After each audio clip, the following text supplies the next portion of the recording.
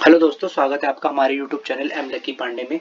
तो बेसिकली दो सेट का रिजल्ट आने के बाद दो कैटेगरीज में स्टूडेंट्स बैठ गए हैं, क्वालिफाइड और नॉट क्वालिफाइड। दोनों के लिए हमने सेपरेटली वीडियोस बना दिए। जो भी क्वालिफाइड कैंडिडेट के डाउट थे उनके लिए एक वीडियो बना दी, और जो नॉट क्वालिफाइड के डाउट थे उनके लिए हमने सेपरेटली वीडियो बना दिए। अगर आपने अभी तक वो वीडियो नहीं देखी तो आप जाके देख सकते हैं। आई बटन में हम दोनों वीडियो का लिंक दे देंगे। इससे क्या होगा कि क्वालिफाइड कैंडिडेट्स के डाउट भी क्लियर हो जाएंगे और नॉट क्वालिफाइड कैंडिडेट्स के डाउट भी क्लियर हो जाएंगे। उसके अलावा ये पर्टिकुलर वीडियो हम क्वालिफाइड कैंडिडेट्स के उन डाउटों को क्लियर करने के लिए बना रहे हैं जिनमें उनका ये डाउट था कि सर मेरी जो रैंक है ना, वो मेरी इतनी रैंक है या मेरी इतनी परसेंटाइल है, तो क्या प्रोबेबिलिटी है कि सर मेरे को सीट अलॉट हो जाएगी, जो अलोकेशन होगा एम्स की तरफ से उसके अंदर मेरे को सीट मिल जाएगी। तो इस वीडियो में हम क्या करेंगे, जो 2020 का नॉर्सेट का एग्जाम था उनकी रैंकिंग को हम वो करेंगे, उनकी रैंकिंग को हम कंपेयर करेंगे 2021 की रैंकिंग से। इससे हमें पता चल जाएगा कि परसेंटाइल में कितना फर्क आया, कि 2020 में जो परसेंटाइल निकाली थी एम्स ने कट ऑफ की वो कितनी थी और 2021 में जो निकाली है वो कितनी है। और 2020 के अंदर जो लास्ट रैंकिंग गई थी ना बच्चों की कैटेगरी वाइज, मतलब general category wise, OBC SC ST wise जो कैटेगरी गई थी लास्ट, किस किस को कौन कौन से रैंक को जो है नर्सिंग ऑफिसर की सीट अलॉट हो गई थी, हम वो भी बताएंगे इस वीडियो के अंदर। तो चलिए वीडियो स्टार्ट करते हैं। अब देखिए, सब आपके सामने सबसे पहले है 2020 की वेबसाइट। ये 2020 की वेबसाइट है। इस पे क्या होगा कि यहाँ पे दिया हुआ है कि क्या होगा, कि जैसे रिजल्ट आ गया, रिजल्ट आने के बाद ना आपके यहीं पे आएगा, देखिए आप यहाँ पे आ रहा है result of online seat allocation, इस तरीके से आएगा। अब जब इस पे क्लिक करोगे तो वो लिस्ट आ जाएगी, जिसके अंदर लिस्ट में दिया रहेगा कि कौन कौन सी रैंक वालों को कहाँ कहाँ तक में सीट एलोकेट किया गया है फर्स्ट। ठीक है, काउंसलिंग की तरह होगा कि फर्स्ट राउंड में जो है कितनों को सीट अलोकेट किया गया है जो थी हमारे पास। उसके बाद क्या होगा कि वो क्या करेंगे, वो यहाँ पे जैसे ये तो 2020 की वेबसाइट है, अब वो 2021 की मतलब अभी जो रिसेंट वाली आपको बोलेंगे कि आप यहाँ पे अपना लॉग इन कर सकते हैं पासवर्ड डाल को। लॉग इन करने के बाद वहाँ पे लिखा आ रहा होगा कि अलोकेशन ऑफ सीट, ये रहा मतलब अलोकेशन ऑफ एम्स जो है आपको यहाँ पे जॉब करने के लिए है। वहाँ पे जाकर आपको जो नेसेसरी डॉक्यूमेंट्स होते हैं उनके साथ लगे हुए उनको अपलोड करना होगा। वो वेरीफाई करेगा, वेरीफाई करने के बाद एम्स की तरफ से आपके पास मैसेज आएगा कि आपको कब से ज्वाइन करना है, किस तरीके से आना है, क्या करना है, नहीं करना है। बेसिकली ये चीज होने वाली है आने वाले टाइम में। ये क्वालिफाइड कैंडिडेट्स के लिए मैं बता रहा हूँ कि वो परेशान ना हो। अभी आएगा एम्स की तरफ से नोटिफिकेशन ही आएगा, लोकेशन आएगी सीट की कि आपको मिला है, उसके बाद कर सकते हैं। अब बात ये कर ले कि पिछले साल कितनी रैंकिंग वालों का सिलेक्शन हो गया था और इस बार क्या चांसेस है कि कितने का तक का हो जाएगा। तो सबसे पहले हम जाके ना परसेंटाइल चेक करते हैं। जैसे कि अगर हम परसेंटाइल चेक करें तो इस साल जो अंडर रिजर्व वालों की जो परसेंटाइल आई है क्वालिफाइड वो है 90.3728, और पिछले साल यही जो परसेंटाइल थी अंडर रिजर्व वालों की वो थी, मतलब अनरिजर्व वालों की, सॉरी अनरिजर्व वालों की जो कैटेगरी थी वो थी 93.3439। ओबीसी वालों की यही थी जो 81.9533 है, वही पिछले साल थी 86.0784। एससी वालों की 76.089 थी प्रीवियस ईयर मतलब 2020 में, और 2021 में एससी वालों की क्या है 70.9446। एसटी वालों का और एससी का सेम रहता है, पिछले साल भी सेम था, मतलब 76.2059 उनका भी कट ऑफ गया हुआ था। अब यूआर पीडब्ल्यूडी वालों का जो था वो इस बार है 87.1020, पिछले साल ये 86.3842 था। ओबीसी वालों का पीडब्ल्यूडी वालों का 80.0421 है। ओबीसी पीडब्ल्यू वाले का इस साल जो है वो 77.7944 है। एससी पीडब्ल्यूबीडी एसटी पीडब्ल्यूबीडी का 67 है 0.97, और एसटी पीडब्ल्यू का क्या है 70.90। यही पिछले साल एससी पीडब्ल्यूबीडी वालों का 64.92 था और एसटी पीडब्ल्यूडी वाले का 73.264 था। हमारे पास एक्चुअली सपोर्टिंग डॉक्यूमेंट नहीं है कि मैं आपको स्क्रीन पे दिखा पाऊँ प्रीवियस ईयर वाला, क्योंकि शायद एम्स ने अपनी वेबसाइट से सब हटा दिया है। तो हमारे पास लेकिन रिकॉर्ड थे, तो मैं उसी रिकॉर्ड से आपको बोल के बता रहा हूँ कि ये पिछले साल की परसेंटाइल थी। तो आप देख सकते हैं कि इस साल की जो परसेंटाइल है 2021 की वो पिछले साल के मुकाबले कम है, मतलब पिछले साल हाई परसेंटाइल थी, इस साल परसेंटाइल कम है। तो चांसेस हैं कि भाई जो सिलेक्शन हो इस बार रैंकिंग जो है वो ज्यादा जाने के चांसेस हैं, मतलब जो पिछले साल के मुकाबले जिन रैंक पे सिलेक्शन हो गए थे इस साल चांसेस हैं कि इस बार ज्यादा हो सकता है। जैसे कि अब मैं आपको पिछले साल का रिकॉर्ड बताता हूँ कि लास्ट रैंकिंग जो सिलेक्शन में गई थी वो क्या क्या थी। जो अनडिजर्व कैटेगरी वालों के लिए जो लास्ट रैंकिंग गई थी ना, और मैं आपको उसका मैं प्रूफ भी दिखा दूंगा अभी आपको साथ साथ में, कि जो अनरिजर्व वालों की जो गई थी वो गई थी 4124।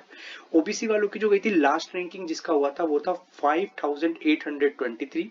एससी कैंडिडेट वालों का जो गया था वो था 8847, और एसटी कैंडिडेट वालों का जो लास्ट में गया था वो था 11069।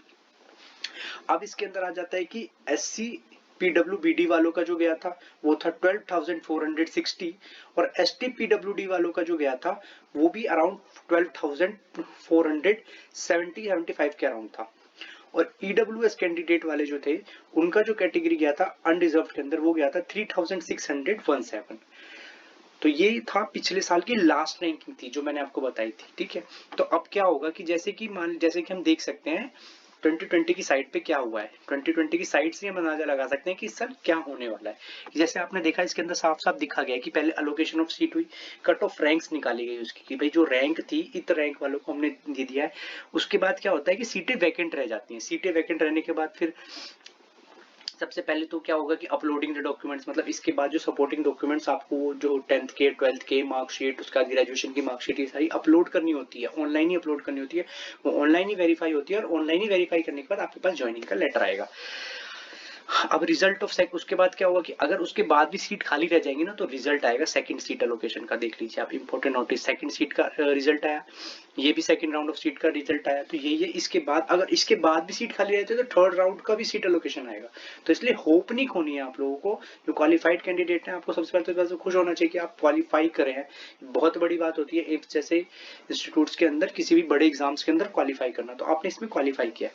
अब मैं आपको इसका लास्ट नोटिस दिखा देता हूँ जो 2020 के एग्जाम का था। तो देखिए इसमें क्या बोला है कि कंटिन्यूएशन है, it is a continuation to the result of notification number 154 around, ये आया है। मतलब आप देख लीजिए, मतलब 2020 का जो एग्जाम था वो नॉरसेट का, वो एक तो कोरोना की वजह से काफी लेट हुआ था 2021 के अंदर, लेकिन जब वो लास्ट में हुआ था तो उसका जो अभी तक वो चल रही थी, जैसे कि मैंने आपको अपने पहले वीडियो में ही बताया था कि जो उसका नॉरसेट के रिजल्ट का जो अगला नॉरसेट होने तक में आपका वो रिजल्ट वैलिड होता है। तो अगर तब तक में कोई ऐसी वैकेंसी आती है आपके रिजल्ट के बेसिस पे तो आपको अलोकेट करके बुलाया जाएगा कि सीट अलोकेट हो गया है और आप आ सकते हैं, और वो लिमिटेड टाइम पीरियड के होता है। इसलिए कई बार क्या होता है हमें रेगुलरली एम्स की वेबसाइट को रेगुलरली विजिट करना होता है, हर दिन एक बार सुबह और शाम चेक करनी होती है। उसके अलावा आप ये भी कर सकते हैं, आप हमारे चैनल को सब्सक्राइब कर सकते हैं, बेल आइकन को प्रेस कर देखिए, जैसे ही कोई नोटिफिकेशन आएगी एम्स की वेबसाइट पे मैं तुरंत अपलोड करूंगा, तुरंत आपको बताऊंगा। अब हम इसको देख लेते हैं जो पिछले साल का नोटिस आया हुआ है 2020 का, जो लास्ट काउंसलिंग का है, ये लास्ट रैंकिंग जो गई है ना उसकी लिस्ट है कैंडिडेट्स की जो, तो उसमें क्या बोला गया है कि प्रोविजनली जो कैंडिडेट हमें अब करना कैसे है कि जो सेलेक्ट हो चुके हैं कैंडिडेट, जिन सीट अलोकेट हो चुकी है, वो लॉगिन पे जाएंगे, अपना लॉगिन करेंगे। देखिए यहाँ पे देख रखे हैं, इस जगह पे लॉगिन करेंगे, कैंडिडेट आईडी पासवर्ड डाल के लॉगिन करेंगे। लॉगिन करने के बाद क्या करेंगे, एक्सेप्ट द अलोकेशन मेट, जो अलोकेशन वहां पे आ रहा होगा आपको लेफ्ट साइड में कि अलोकेशन ऑफ सीट आपको एम्स जहां भी जोन से भी एम्स में अलोकेट किया गया होगा कि यहाँ एज ए नर्सिंग ऑफिसर वहां पे आ रहा होगा, उसको आप अलोकेशन को एक्सेप्ट करना है। उसके बाद अपलोड करना है ओरिजिनल सर्टिफिकेट्स, जो भी लेटेस्ट आपके सर्टिफिकेट्स हो ग्रेजुएशन के, उसके अलावा 10th के 12th के मार्कशीट के आपने ऑलरेडी कर भी दिए होंगे, लेकिन जो ग्रेजुएशन के और जो भी इसके अंदर सपोर्टिंग डॉक्यूमेंट्स होंगे उन्हें आपको अपलोड करना है, जो भी एक्स्ट्रा ये मांगेंगे लास्ट तक में प्रूफ के लिए उन्हें अपलोड करना है। और आपको पर्टिकुलर टाइम दिया जाएगा, दिया गया है जैसे 30 अक्टूबर तक करना है, उसके अंदर भी आपको टाइम दिया जाएगा कि इतने टाइम पीरियड तक आपको ये करना है। ये करने के बाद जब हो जाएगा तो आपकी प्रोसेस हो जाएगा, उसके बाद आपके पास अपने आप ही ज्वाइनिंग का लेटर आ जाएगा। अब अगर इसमें बोला भी गया कि अगर कैंडिडेट ने अलोकेशन को एक्सेप्ट नहीं कराया तो उसकी सीट को फिर कैंसिल कर दिया जाएगा। सारी राइट्स हैं एम्स के पास, एम्स के लिए एम्स कोई भी जिम्मेदार नहीं होगा अगर आपने टाइम रहते हुए अपनी सीट को ब्लॉक नहीं करा, अलोकेशन को एक्सेप्ट नहीं करा। तो इसमें आप देख सकते हैं, और बेसिकली इसके नीचे क्या दी, लास्ट रैंकिंग्स की लिस्ट दी गई है लास्ट में। तो जो हमने जैसे आपको इसके अंदर दिखाया कि अनरिजर्व कैटेगरी वालों, अनरिजर्व कैटेगरी के लिए जो लास्ट रैंकिंग गई थी, SCPW लेके जो लास्ट रैंकिंग गई थी कितनी गई थी, 12,460 रैंकिंग वाले को कॉलेज अलॉट हो गया था, जो कि था एम्स बठिंडा। अब ये चीज है, तो इसका मतलब हमने पूरी लिस्ट दिखा दी आपको। तो अब आप इस बात से अंदाजा लगा सकते हैं कि, और इस साल क्या है कि इस साल कट ऑफ भी कम गई है, तो चांसेस क्या हो सकते हैं कि किसकी रैंक कितनी जाए। तो इसमें हम सबसे पहले देखते हैं कि अगर अनरिजर्व कैटेगरी वालों की बात करी जाएगी 2021 में तो रैंक कितनी जाने के चांसेस है, तो रैंक जाने के चांसेस है 4,000 से लेके 4500 तक के अराउंड चांसेस हैं कि बच्चों का एडमिशन हो जाए। अनरिजर्व कैटेगरी में अगर आपकी रैंक 4500 के अंडर में है तो बहुत ज्यादा प्रोबेबिलिटी है कि आपको नर्सिंग ऑफिसर की पोस्ट मिल जाएगी। अब ओबीसी के अंदर अगर हम देखते हैं तो पिछले साल गई थी 5,823, तो इस साल चांसेस हैं कि अगर आपकी रैंक अराउंड 6500 के अंदर होती है, मतलब 6,500 के अंदर में है, तो चांसेस है कि आपको सीट मिल सकती है। SC वालों को देखते हैं तो SC कैंडिडेट्स वालों के लिए 8847 रैंक गई थी लास्ट। तो क्या चांसेस है कि इस साल कितने में मिल सकता है, तो अराउंड 9500 के अराउंड चांसेस हैं कि अगर आपकी रैंक रहती है तो चांसेस हैं अंडर में, तो आपको भी सीट मिल जाएगा कोई सा भी एम्स बठिंडा या जो भी एम्स है।